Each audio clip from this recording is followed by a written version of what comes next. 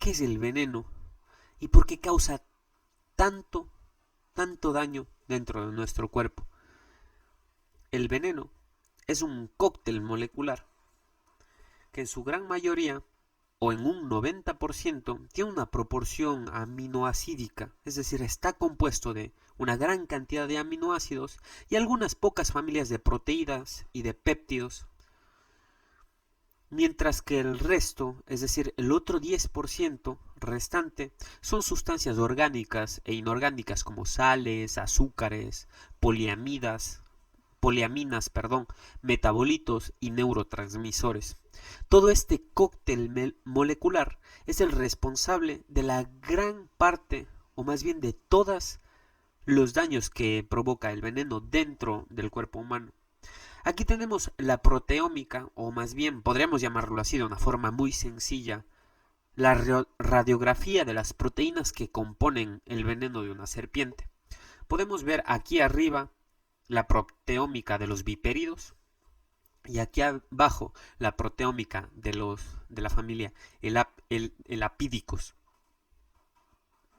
En la parte de acá abajo tenemos todas las proteínas que están dentro, o más bien están presentes dentro del veneno. Por ejemplo, tenemos aquí a una proteína. Los nombres, si bien no llegan a ser tan importantes o no llegan a ser tan relevantes desde el punto de vista clínico, sino más bien qué es lo que provocan dentro de nuestro cuerpo. Tenemos aquí más venenos, cada uno de estos tiene un nombre específico, no los vamos a mencionar. Entonces cada una de estas proteínas está representada en el eje vertical.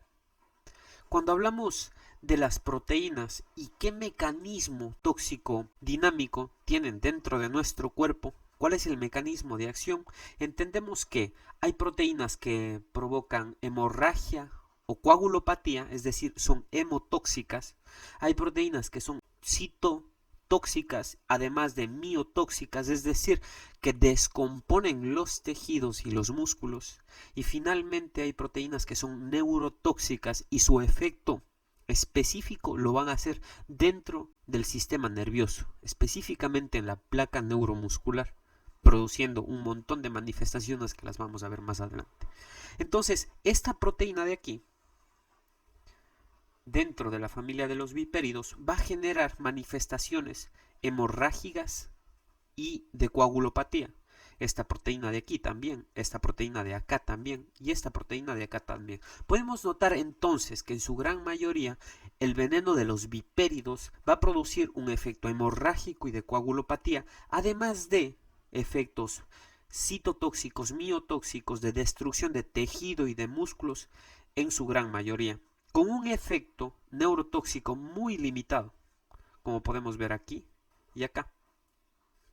Entonces, el veneno de los vipéridos termina generando sobre todo manifestaciones fisiopatológicas en la coagulación y en la destrucción tanto de tejidos como de músculos.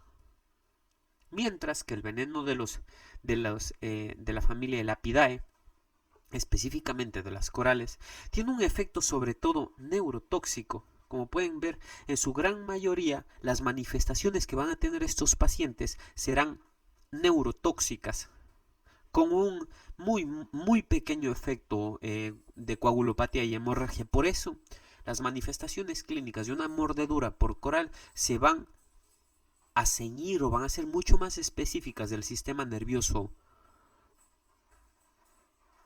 Pero al final, ¿qué terminan generando estas proteínas tanto citotóxicas, hemotóxicas y neurotóxicas?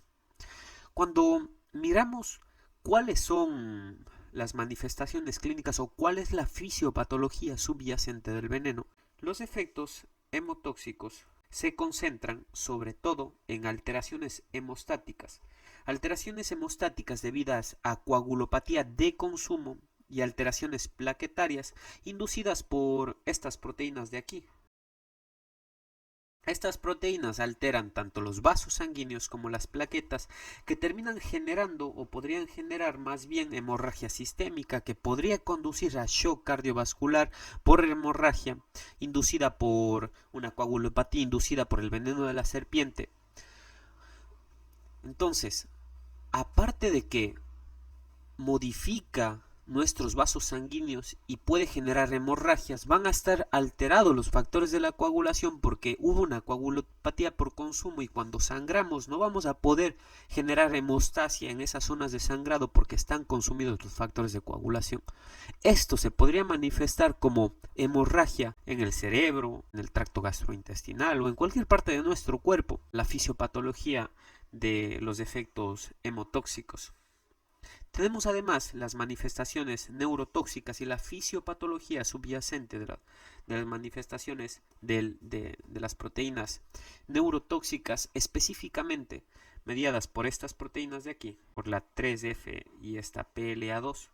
Estas de aquí terminan bloqueando a la unión neuromuscular y generando parálisis flácida. Esta parálisis flácida básicamente va a estar dado por algunas cosas que vamos a ver más adelante, pero en la unión neuromuscular, en la placa motora, va a bloquear a la placa motora, y eso va a empezar a generar parálisis flácida descendente que empieza con alteración de, por ejemplo, ptosis palpebral, pero que no tiene que estar localizada en un solo párpado, sino tiene que ser bipalpebral, porque las manifestaciones clínicas se van a dar en todos los músculos.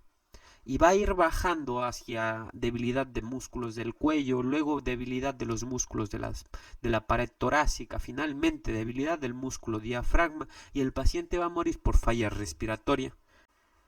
Y luego tenemos los efectos citotóxicos. Los efectos citotóxicos se dan por daño tisular local, incluida la necrosis de los tejidos blandos, la hemorragia localizada, ampollas que se manifiestan como flictenas violáceos, flictenas hemorrágicos, inducidas por estas proteínas que tenemos aquí, por la proteína PLA2S, SVMPS, que producen tanto hemorragia local, necrosis, una respuesta inflamatoria local muy exagerada que termina generando mucho edema de la zona, un edema que sigue creciendo, empieza primero en la zona de la lesión y luego por drenaje linfático empieza a crecer hacia otro segmento de la extremidad afectada y que podría generar hasta síndrome compartimental, y luego van a aparecer ampollas por toda la extremidad afectada. Versus la miotoxicidad, que también se da por un efecto local del veneno produciendo rhabdomiólisis, y la rhabdomiólisis todos entendemos que es esa ruptura de los músculos como tal y la salida de todos los componentes que se encuentran dentro de músculos. Entre ellos tenemos a la mioglobina, que ustedes saben que es muy nefrotóxica, que puede generar insuficiencia renal aguda, a esa cantidad enorme de potasio, porque acordémonos que hasta el 80% del potasio total de nuestro cuerpo está dentro de nuestros músculos, y todo ese potasio que salga al espacio extracelular y que luego se vaya al intravascular y que después de eso termine llegando al corazón podría generar cardiotoxicidad y arritmias. Esta miotoxicidad generalizada que genera rhabdomiólisis también es muy peligrosa y se da por los efectos de las proteínas citotóxicas. Finalmente, toda esta oleada de daños, y sobre todo específicos a los músculos y que generan esa oleada de compuestos que en su principio deberían estar dentro del músculo, y que a través de la rhabdomiólisis la membrana celular del músculo se rompe y todos estos compuestos salen al torrente sanguíneo, como habíamos mencionado antes, el potasio, la mioglobina, el calcio, entre otras cosas más, genera daño al miocardio, puede generar arritmias, puede generar lesión renal aguda, etcétera, etcétera, etcétera. Además que el mismo veneno también puede generar lesión renal aguda por otros mecanismos. Eso como una visión muy general y muy tal vez simplificada de lo que generarían los venenos dentro de nuestro cuerpo.